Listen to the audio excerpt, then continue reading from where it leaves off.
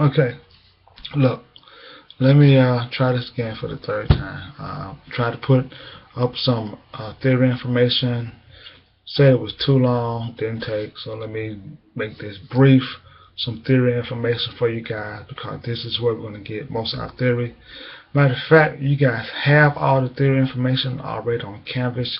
You got the PowerPoint, you got the textbook, you have the workbook, you have the quiz questions. Everything you need is right there at your fingertips in order for you to get all the information that you need from both practical and theory workbooks, and the textbook itself, and the PowerPoint presentation, plus the study guide site. So it's all right there sitting in front of you when you go to Canvas. Just make the best use of it, because this is where we're going to from here on out. Real quick, theory online, then most of our time will be in practicals. Again, chapter 20, we're talking about chemical texture service, but chapter 20, learn objective number 2, how the effect that the chemicals have on the hair, and how it reacts, and what caused the chemical reaction. Okay, we have the 3 parts of the hair: cortex, outside layer is cuticle, cortex, inside medulla. Most people don't have a medulla. Refresh you on the side bonds. We're going to be talking about the disulfide bond, the salt bond, and the hydrogen bond. Alright, remember that the disulfide bond, it has the least amount of chains, but it is the strongest bond of the side bonds, broken down by heat, extreme heat from a heating curling iron, flat iron, not necessarily a hooded dryer, but something much hotter than that. Okay, and now we're going to talk about what else breaks it down. But remember, salt bonds is broken down by a change of pH level. Hydrogen bond is broken down by water or thermal curling. So remember those side bonds. So we're talking about the chemical reaction in the hair. Let's go to the chemistry of permanent waving just a little bit here. There's something called reduction reaction. In your book, you'll find it on page 571, 570, 71, somewhere around there.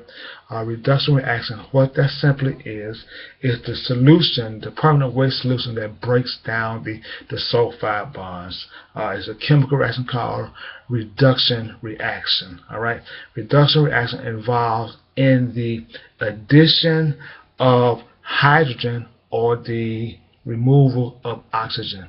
In a permanent wave, is the addition of hydrogen. That's what breaks down the sulfide bonds in the permanent wave. That's the chemistry of permanent waving. Remember that reduction reaction. Alright.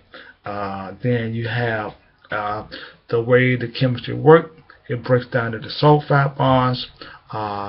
Permanent waving solution breaks down the sulfide bond by adding hydrogen.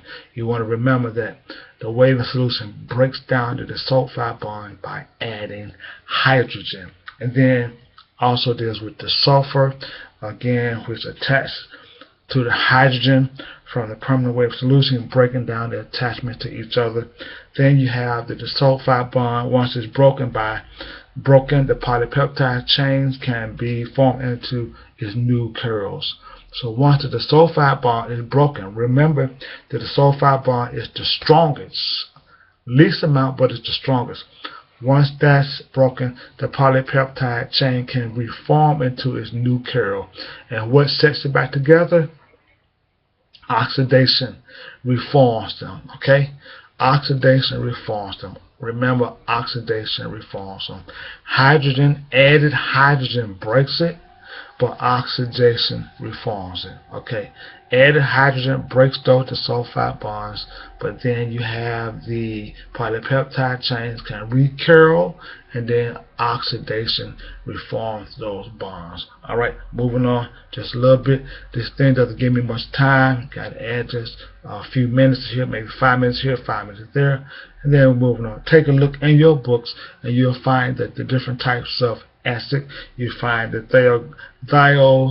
thioglycolic acid is one. Then you have the ammonia thioglycate acid is another. All these ingredients are in your permanent waving. Then you have the types of permanent wave. Make sure you go over that and read that really good, the different types, because it goes from the low pH wave to the acid alkaline cold wave. You got the thiol free wave, then you have the ammonia free wave, then you have the acid balance wave, then you have the true acid wave, and the exothermic and endothermic waves. Okay, endo, two different things. We'll talk about that. One requires heat from a hooded dryer, one just processes with the room temperature.